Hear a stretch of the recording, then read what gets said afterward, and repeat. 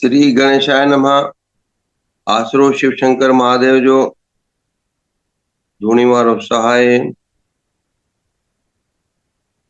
ओम वक्रतुंड महाकाय सूर्यकोटि संप्रभ निर्विघ्नं कुरु मे देव सर्वकार्येषु सर्वदा। ओम सच्चिदानंद रूपाय विश्वोत्पत्ताय हेतवे तापत्र विनाशाय श्री कृष्णाय वयं नमः। श्री कृष्णाय वयं नमः। सदगुरु संत सदाराम साहिब जी थे शिव जी के अवतार।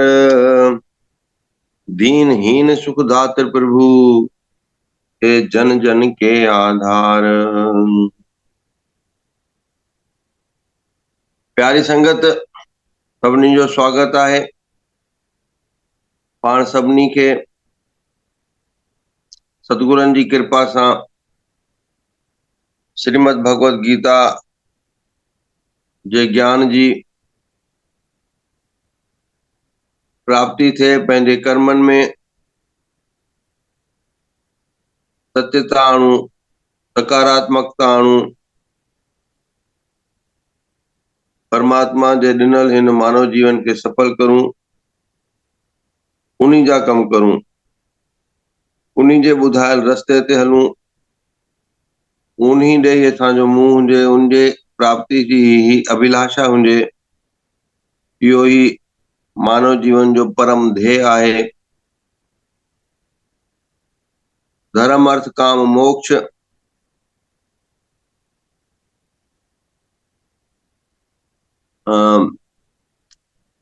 सत्यम वद धर्मम चर। धर्म ते हलंदे हुए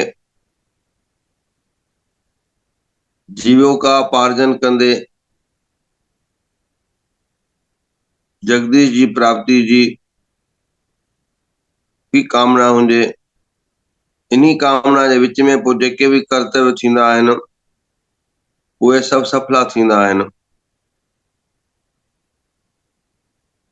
अने इहा संक्षिप्त ॻाल्हि हर कोई समझदो आहे।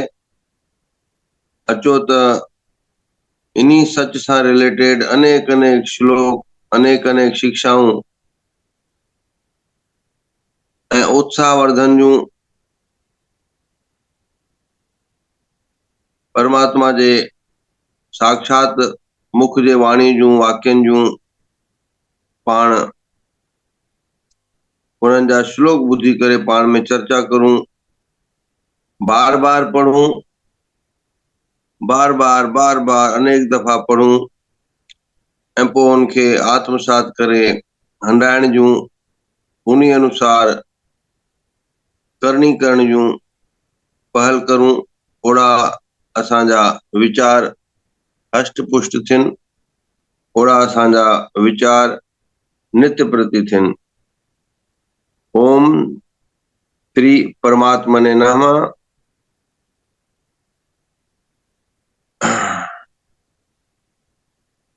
श्रीमद् भगवत गीता दिव्य ज्ञान नामक चतुर्थ अध्याय श्लोक संख्या 11। ये यथा माम प्रपद्यन्ते तान तथा एव भजामि अहम्। मम वर्तम अनुवर्तन्ते मनुष्या पार्थ सर्वशः काङ्क्षन्तः कर्माणां सिद्धिं यजन्ते इह देवताः। क्षिप्रम हि मानुषे लोके सिद्धि भवति कर्मजा। चातुर्वर्ण्यं मया सृष्टं गुण कर्म विभागशः। तस्य कर्तारम् अपि माम विद्धि अकर्तारम् अव्ययम्। न माम कर्माणि लिम्पन्ति न मे कर्म फले स्पृहा। इति माम यः अभिजानाति अभिजानाति कर्म भी न सह बध्यते एवं ज्ञात्वा कृतं कर्म पूर्वे अपि मुमुक्षुभिः एवं ज्ञात्वा कृतं कर्म पूर्वे अपि मुमुक्षुभिः गुरु कर्म एव तस्मात् त्वं पूर्वे पूर्वतरं कृतम्। जय श्री कृष्ण, जय श्री राम। जय श्री कृष्ण। जय जय सदाराम। जय सदाराम। सदगुरुदेव के चरणों में कोटि कोटि वंदन। तो आज बड़ा ही इम्पोर्टेंट श्लोक जो अधिकतर कथाओं में बताया जाता है, ये यथा माम प्रपद्यन्ते ताम स्थितये। तो बड़ा ही इम्पोर्टेंट श्लोक है और भक्तों के लिए तो खासकर ही है, क्योंकि भगवान कह रहे हैं कि जिस भाव से तुम मुझे भजोगे उसी स्वरूप में मैं तुम्हें मिलूंगा। तो भगवान ने पूरी छूट दे रखी है कि आपको जिस भाव से मुझे भजना है आप भज सकते हो, लेकिन 5 मेन भाव हैं, जैसे शांत भाव, दास्य भाव। दास्य भाव कैसे होता है? जैसे हनुमान जी का था। हनुमान जी नित्य निरंतर श्री राम जी की सेवा करना चाहते हैं सनातन काल तक, तो फिर भगवान उन्हें वैसे ही मिले, वे भगवान के परम भक्त बन गए। लेकिन भाव क्या था? दास का, कि मैं हमेशा उनकी सेवा में रहूं। उसके बाद सख्यम, यानी भगवान के साथ मैं क्रीड़ा करना चाहता हूँ, खेलना चाहता हूँ, तो ये मित्रता का भाव है ना। सख्यम मतलब मित्र बनना। तो हम भगवान के फ्रेंड बनना चाहते हैं, हम उनके मित्र बनना चाहते हैं।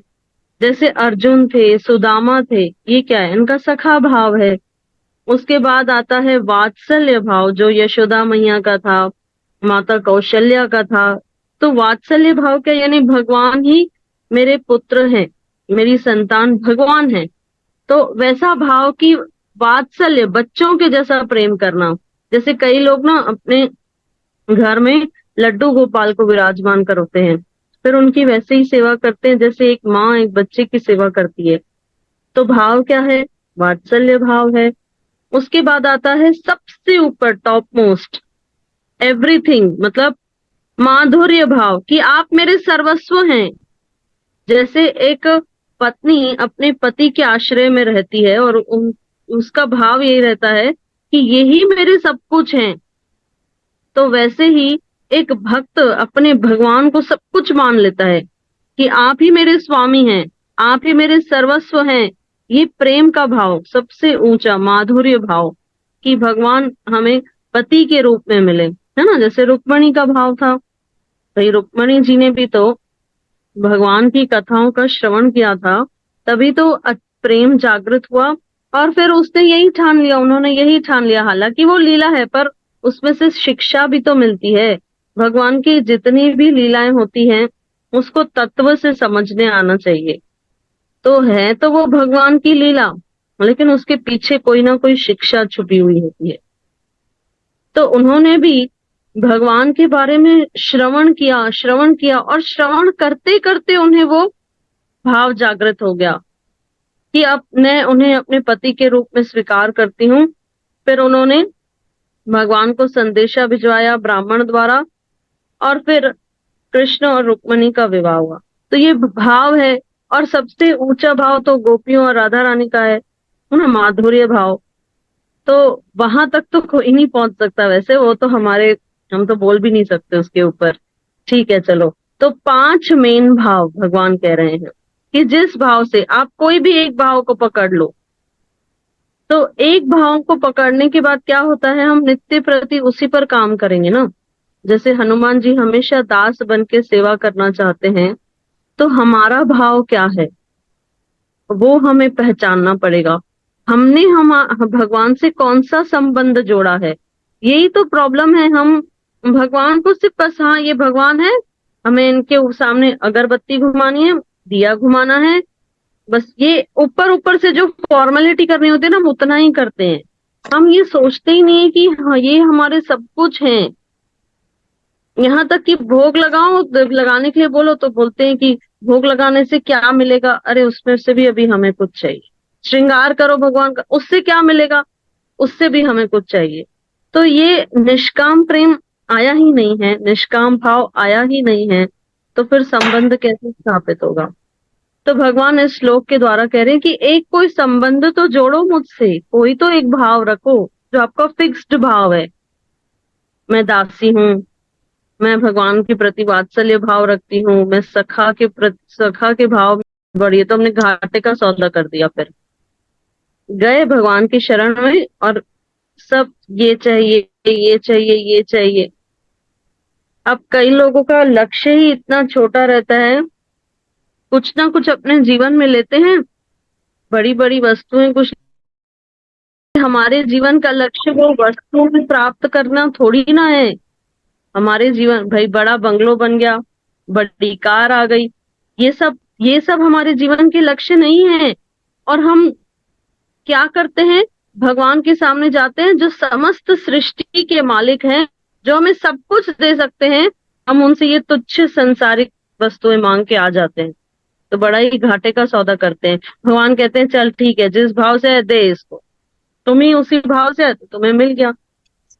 हे पार्थ, प्रत्येक व्यक्ति सभी प्रकार से मेरे पथ का अनुगमन करता है, यानी कहीं ना कहीं हम भगवान के प्रति लगे हुए हैं, भले ही सकाम भाव से कि चलो ये चाहिए वो चाहिए, निष्काम प्रेम तो अभी जागृत हुआ नहीं है। अब 12वें श्लोक में भगवान कहते हैं इस संसार में मनुष्य सकाम कर्मों में सिद्धि चाहते हैं, फल स्वरूप वे देवताओं की पूजा करते हैं। निसंदेह इस संसार में मनुष्यों को सकाम कर्मों का फल शीघ्र प्राप्त होता है। अच्छा, देवी देवताओं के पास भी जाते हैं तो क्या मांगते हैं, ये काम हो, है ना। कई लोग कोई कोई अलग अलग व्रत रखते हैं, कोई सोमवार का व्रत रखेगा, कोई बृहस्पति का, कोई पता नहीं कौन से व्रत रखते हैं। और व्रत करने के बाद ऐसे नहीं कि निष्काम है, नहीं, व्रत करने के बाद कहीं ना कहीं एक इच्छा है कि मेरा ये काम हो जाए, बस।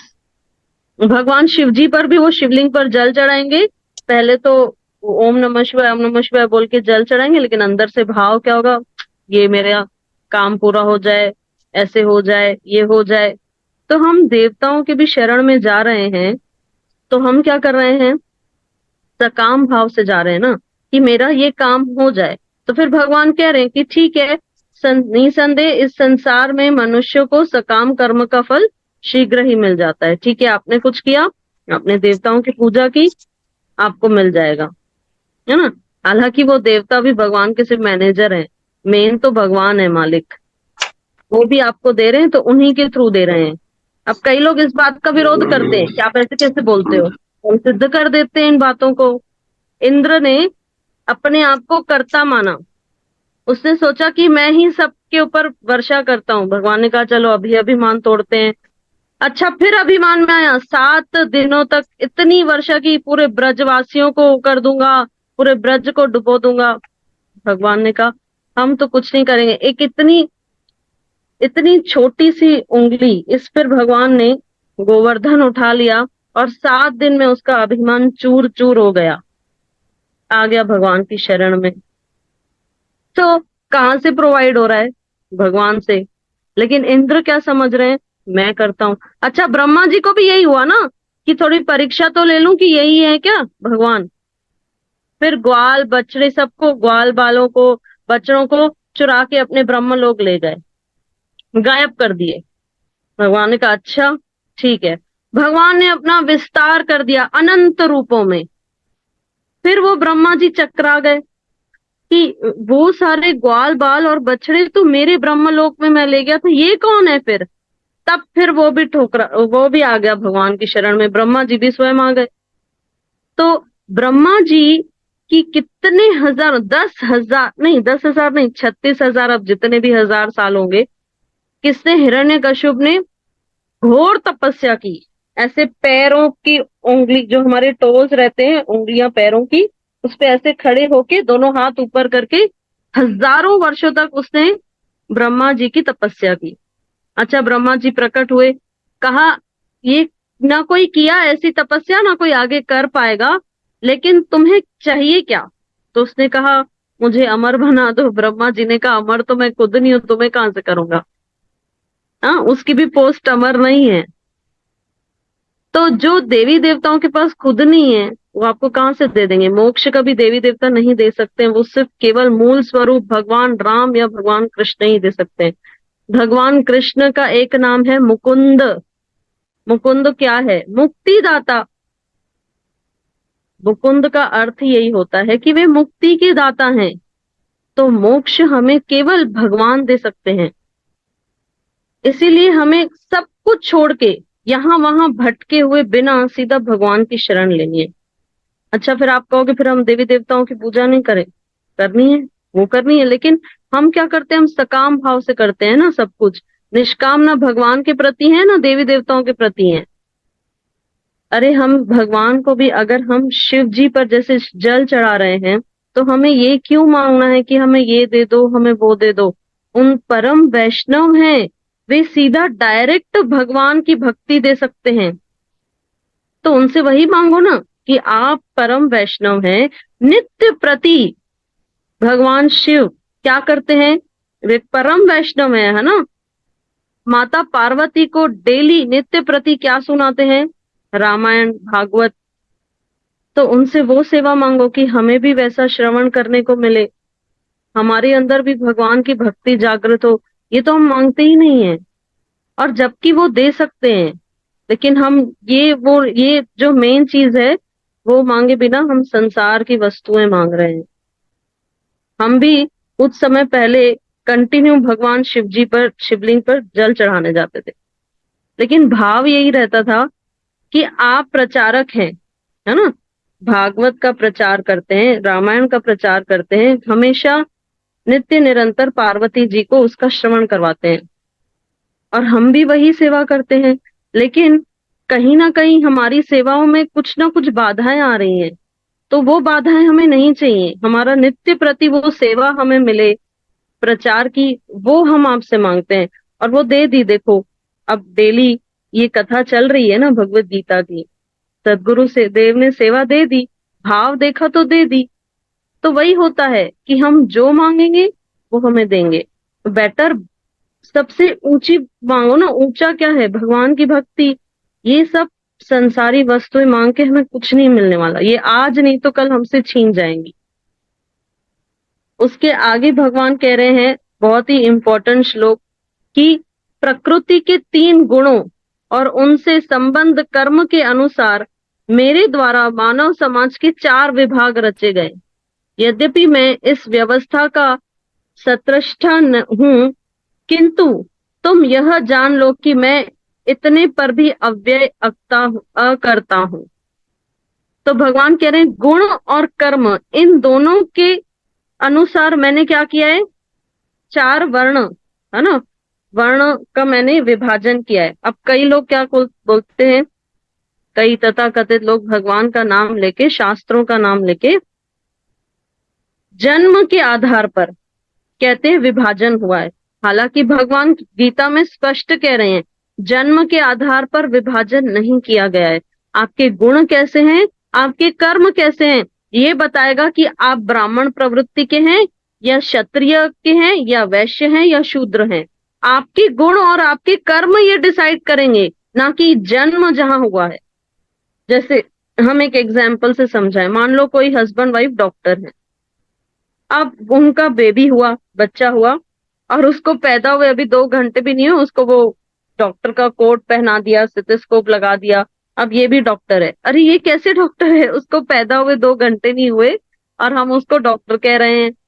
भाई डॉक्टर बनने के लिए उसको वो पढ़ाई करनी पड़ेगी, वो क्वालिफिकेशन लेना पड़ेगा, तभी तो वो डॉक्टर बनेगा। और ये जरूरी भी नहीं है कि डॉक्टर का बच्चा डॉक्टर ही बनेगा।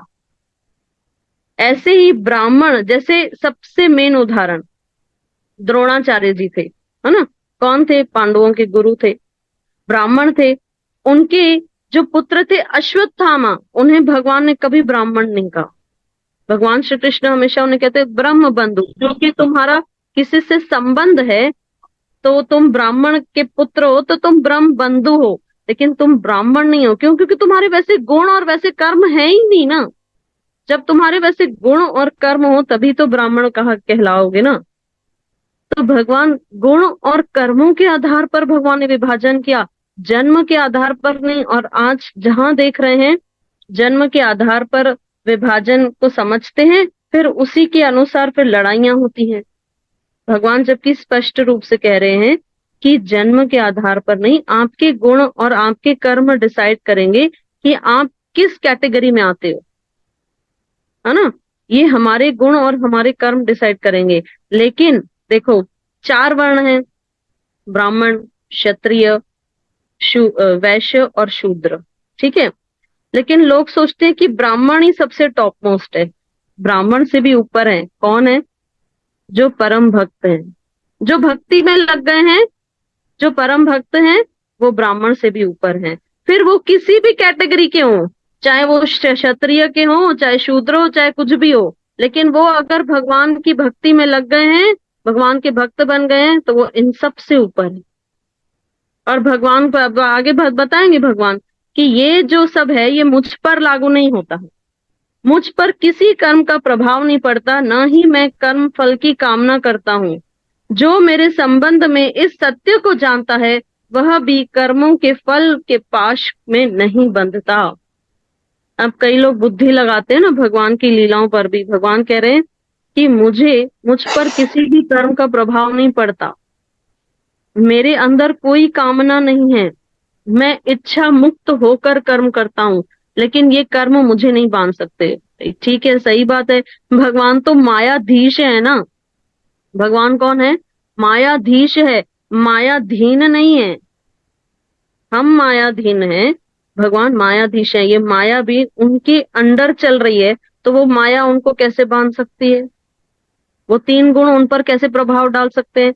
वो भगवान पर प्रभाव नहीं डालते हैं। भगवान सब सब क्लियरली बताते जा रहे हैं। अब आगे, प्राचीन काल में समस्त मुक्त आत्माओं ने मेरी दिव्य प्रकृति को जान करके ही कर्म किया, अतः तुम्हें भी चाहिए कि उनके पद चिन्हों का अनुसरण करते हुए अपने कर्तव्य का पालन करो।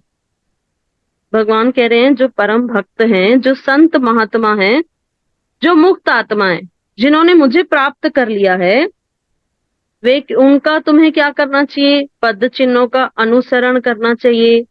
यानी वो जैसे बोल रहे हैं, उनके जैसे जैसे संत महात्मा यानी जो सदगुरु होते हैं, वो हमसे जो कह रहे हैं हमें वो करना चाहिए, उसमें अपनी बुद्धि नहीं लगानी चाहिए। तो जो सदगुरु कह रहे हैं उसको सुनकर फिर हमें अपने कर्तव्य का पालन करना चाहिए। यानी जैसे संत महात्माओं को देखो, बिना कोई आसक्त हुए कहीं पे भी अपने नित्य प्रति अपनी ड्यूटी करते हैं। जैसे हम सदगुरु को देखते हैं, क्या है तो वे भी गृहस्थ आश्रम में, लेकिन परोपकार की भावना है, धर्म की सेवा की भावना है, सबको भगवान से जोड़ने की भावना है, और ये करते हुए फिर अपनी ड्यूटी कर रहे हैं अपने गृहस्थ आश्रम के प्रति। तो हमें भी वही करना है, हमें अपनी सारी ड्यूटीज निभानी है, लेकिन उसके साथ साथ सेवा भाव, धर्म को आगे बढ़ाना, भगवान की भक्ति में खुद लगे रहना, दूसरों को लगाना, ये सब भी हमें करना है। ये इम्पोर्टेंट है। फिर अब हम चाहे गृहस्थ में हो, चाहे हम सन्यास में हो, चाहे हम किसी भी आश्रम में हो।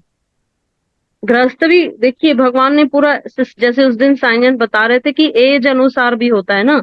तो पहले 25 साल ब्रह्मचर्य यानी सिर्फ पढ़ना, उसके बाद 25 साल गृहस्थ, फिर आगे वानप्रस्थ, फिर आगे सन्यास। ये ऐसे 4 आश्रम भगवान ने वो किए। तो ये भी किसी भी आश्रम में है, लेकिन मेन इम्पोर्टेंट हमारा जो लक्ष्य है और जो इम्पोर्टेंट हमें करना है, इम्पोर्टेंट ड्यूटी है, वो है भक्ति करना। फिर हम किसी भी आश्रम में हो, भक्ति करना मेन। यहाँ तक कि ब्रह्मचर्य में भी बच्चे पढ़ाई भले ही कर रहे हैं, पहले तो ये तो आजकल ये मॉडर्न पढ़ाई आई है, लेकिन पहले देखा जाए तो पहले बच्चों को गुरुकुल भेजा जाता था। गुरुकुल में वे शास्त्रों की विद्या सीखते थे, तो ये भी तो उन्हें भगवान से ही जोड़ने के लिए किया जाता था ना। लेकिन आज ये सब शिक्षाएं लुप्त हो गई हैं, इसीलिए ये डिप्रेशन, सुसाइड कर लेना, उस दिन प्रश्न आया था ना कि आजकल के बच्चे क्यों इतने जल्दी जल्दी सुसाइड कर लेते हैं, तो उसमें क्या है? माता पिता ने सिखाया ही नहीं ना, भगवत गीता का आधार ही नहीं दिया। मेन तो शास्त्रों का आधार देना बहुत जरूरी है, तब जाके ये सब प्रॉब्लम्स हटेगी, जो हम आजकल नहीं दे रहे हैं। ठीक है, अब यहीं पे अपनी वाणी को विश्राम देते हुए हम सद्गुरुदेव से निवेदन करते हैं कि वे आगे इन श्लोकों की व्याख्या करें। जय जय सदाराम। जय श्री राम सूरज। जय जय सदाराम बाबा। हाँ बस वठो, कंहिंजा बि वीचार वठो, पर्याप्त आहे, ॿियो व्याख्या करण जी जरूरत कान्हे। वैसे जेको हुकुम नूह लाइ धर्म करणु खपे। नुंहं जे लाइ, बहू लाइ? जी वाह, बहू लाइ। हा, जेके बि प्राणी न रहिया नी, चाहे नंढा हुजनि, उन्हनि जे लाइ बि धर्म कबो आहे। उहे बि पितृदेव गणमानी। अच्छा वो धर्म क्या है, जीवन क्या है, मृत्यु क्या है, मोक्ष क्या है? धर्म क्या है? धर्म जो मानवता के सत्य गमन पथ का रास्ता है, वह धर्म है। जो शास्त्रों में ज्ञान का प्रकाश बताया गया है, दया धर्म का मूल है। जो परोपकार की भावना रखना बताया गया है, वो धर्म है। सब प्राणियों के प्रति सद्भाव रखना धर्म है। फिर दूसरा है कि जीवन क्या है?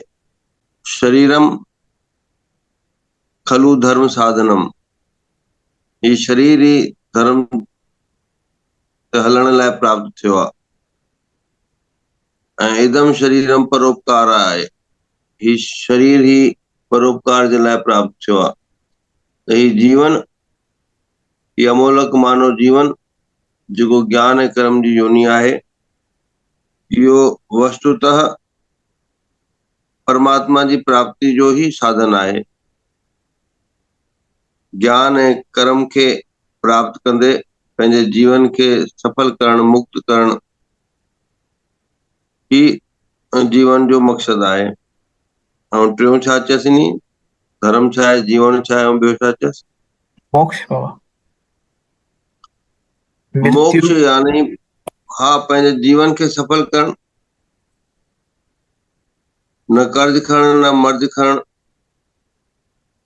सदैव प्रसन्न चित रही करे परोपकार जा, ज्ञान जा कम करण ऐं पंहिंजे जीवन खे पंहिंजे परम लक्ष्य संतोष ते, प्रसन्नता ते हलदे परमात्मा जी प्राप्ति करण। हाणे ईअं न आहे कि परमात्मा और निर्वैर आहे, निराकार आहे, उहो जीवन में वसदो आहे, उहो सतपुरुषनि में, सतगुरु में वसदो आहे। हाणे ईअं न आहे कि मूंखे कुझु ॾेखारण में नथो अचे।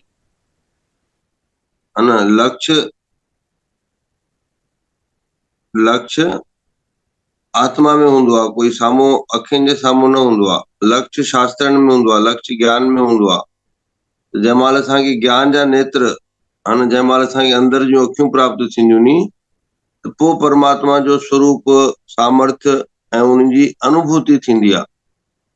हाणे ॾिसणो न पवंदो आहे कि कोई चए कि काथे आहे परमात्मा, काॾे वञा, कीअं प्राप्त करां, उहो तुंहिंजे अंदर अथई।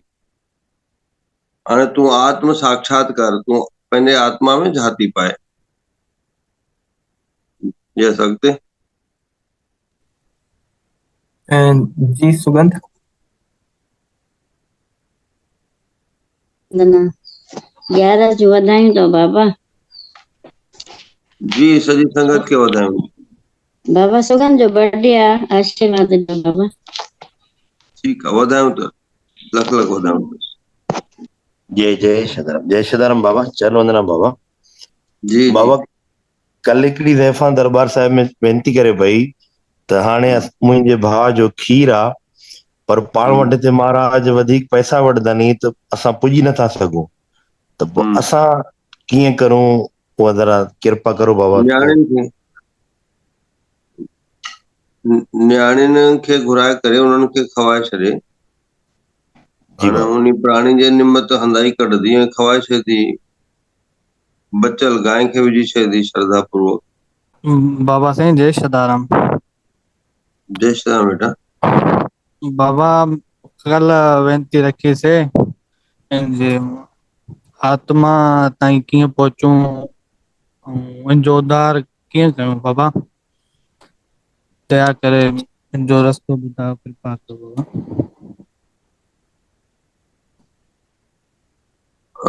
इन्ही सां रिलेटेड ही हाणे ॻाल्हि थी हुई कि सदज्ञान, सदगुण, सत्कर्म, एकदम सही ज्ञान, निरअभिमान निरअहंकार वारो सत्कर्म, जंहिंमें कोई लिप्त नथो थिए, फासे नथो, स्वार्थ सां नथो करे, ऐं सदगुण, गुणशील थियण, इन्हनि टिनिनि जे साबुण सां, इन्ही टिनिनि ते हलत करण सां उहो असांजी मन जो मैल लहींदो आहे ऐं आत्म साक्षात्कार थींदो आहे। आत्मा में परमात्मा जो वास आहे, इन्ही पथ ते पाण हलंदा आहियूं। हन प्यारा, तूं त अञा जवान आहे, युवा आहे, त धीरे धीरे भक्ति जे मार्ग ते हल, ऐं भक्ति जे मार्ग ते हलण जे लाइ शेवा खपदी आहे। शेवा खां पहिरियों बि सत्संग में वञणु सिखबो आहे, त धीरे धीरे पोइ उहा उच्चता प्राप्त थींदी आहे। हन, जेको असांजी आयु हूंदी आहे न, एज, उहा असांखे पंहिंजो पाण पाठ पढ़ाईंदी आहे धीरे धीरे। ठीकु आहे, तुंहिंजो भलो थिए। हा, जेको जी जी जी बाबा, जेको पाण ॿाणी पढ़ंदा आहियूं ऐं जल रखंदा आहियूं, पोइ उहो ॿारनि खे पीआरींदा आहियूं, उनमें असर थींदो आहे? ज़रूरु थींदो आहे, ज़रूरु थींदो आहे। जल सुचालक हूंदो आहे। जल, जीअं पाण चऊं कि साइंस जे हिसाब सां अगरि जल में कुझु बि विझंदासीं, कोई बि रंग विझंदासीं, त जल ओड़े रंग वारो थी वेंदो आहे। जल जल्दी ग्रहण करे वठंदो आहे पदार्थनि खे बि। जेको बि पाण उनमें विझंदासीं त ओड़े रंग वारो थी वेंदो। मिटी विझंदासीं त मटमैलो, खीर विझंदासीं त श्वेत, कारो, पीलो, नीलो रंग विझंदासीं थोड़ो थी वेंदो आहे। ऐं जल सभिनी में समाइजी वेंदो आहे। पाण वटि कोई बि गिलास कंहिं बि शइ जो भरियल बि हुजे न, कि उनमें भई मान लो कोई लोटो भरियोसीं कणक जो या चांवरनि जो, कंहिं बि शइ जो भरियोसीं, पर उनमें जल विझंदासीं तॾहिं बि जल उनमें समाइजी वेंदो। जल ॿाहिरि न किरंदो। अगरि साॻो पोइ भरियल में कणक, चांवर कुझु विझंदासीं त उहो हारजी वेंदो ॿाहिरि, पर जल विझंदासीं त जल पंहिंजी जॻह वठी वठंदो आहे। जल याने नीर में ही नारायण हूंदो आहे। अच्छा, अॼु कुदरती न जेका ग्यारस आहे उहा बि आहे पद्मा ग्यारस चऊं पाण, जया ग्यारस चऊं, परिवर्तनी ग्यारस चऊं, जल झूलनी ग्यारस चऊं। जल सां सिर्फ़ु छंडो हणण सां बि गम लही वेंदा नी। पगड़ियुनि में, गमी में कोई बेहोश थिए पियो, कंहिंखे मिर्गी अची वञे, त उनखे जल जो छंडो ॾियण सां उहा दूर थी वेंदी आहे। प्राणी जे मुख में जल विझो त उनखे मुक्ति मिली वेंदी आहे।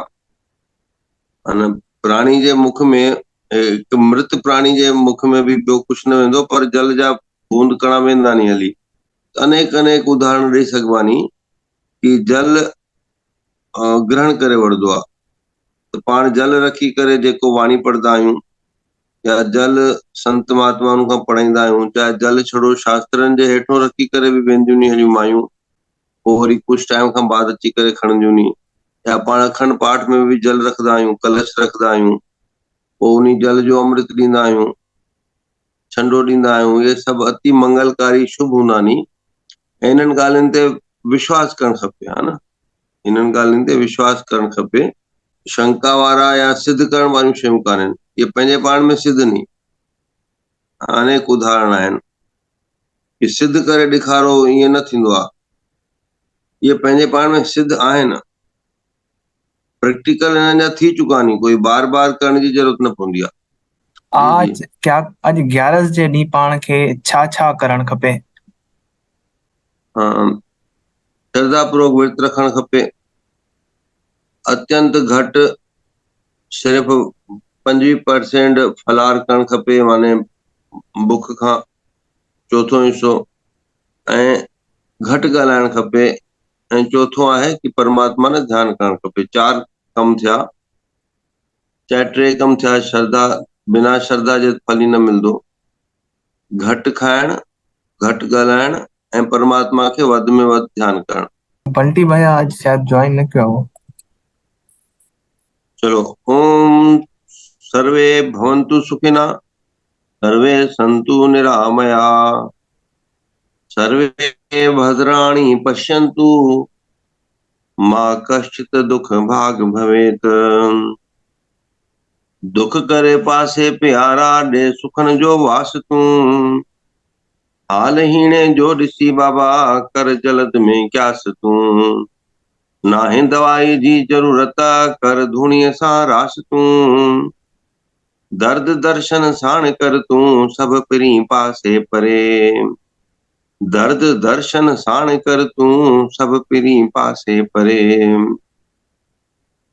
ओम पूर्णमद पूर्णमिदं पूर्णात् पूर्णमुदच्यते, पूर्णस्य पूर्णमादाय पूर्णमेवावशिष्यते। ओम शांति शांति शांति। ओम।